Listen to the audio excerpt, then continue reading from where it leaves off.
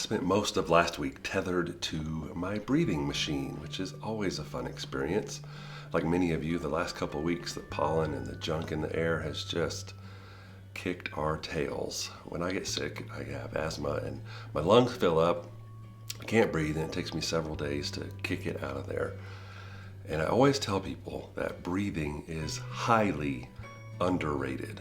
In fact, breathing might be the most underrated activity in your life. I bet most of you haven't even thought about breathing today until I brought it up. You don't think about breathing in or breathing out. You don't try harder, you don't learn, you just do it. It's something your body does. But if it can't, you learn real quick how important it is to catch a breath, get a breath of air. It is the most underrated and yet most necessary thing probably in your life, breathing.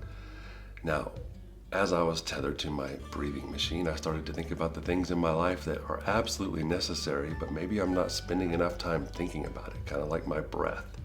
Things that are important and very impactful, but if I'm not intentional, I just kind of float through life, and these things don't happen on their own. And so this week I want to talk to you during these Devo times about some things in life that are very, very underrated and yet very, very crucial, critical to the spiritual well-being of your life.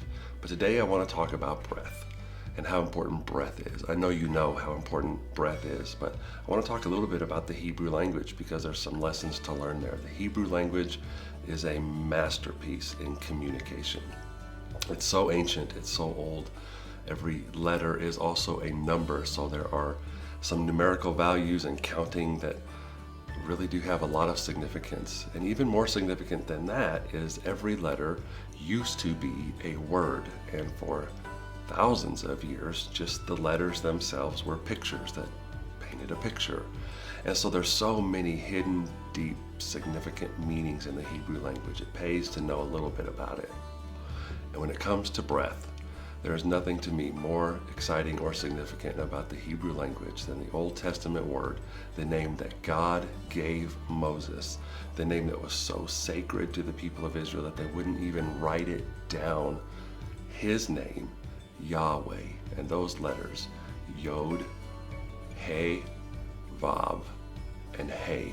YHWH is how we would spell it. But there are many, many scholars, and in fact, Hebrew people that have a deep tradition will tell you that those letters are the sound of breath.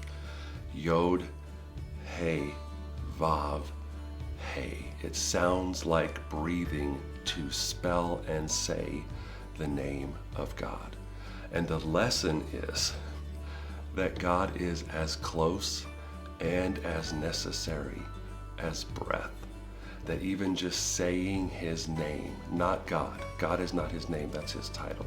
Even just saying his name, Yahweh or Adonai, is just to say it is to remind yourself that God is with you.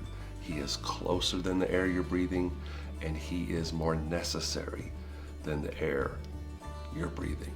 So, whatever it is that we're all going to face today, whether it's fighting sickness or going to work one more time at a job we hate, or doing something with family that's stressful, whatever it is that you're going to face today, I want you to remember, maybe take a deep breath and just remember, God is with me in this, and he is closer to me than the air I'm breathing, and he's also more necessary than the air I'm breathing. So I should include him in these activities. I should consult him in the way I'm speaking and treating people in my life today.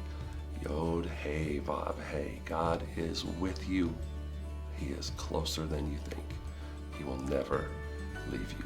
And he is more necessary than you're aware. Maybe the most underrated thing in your life today is your Lord.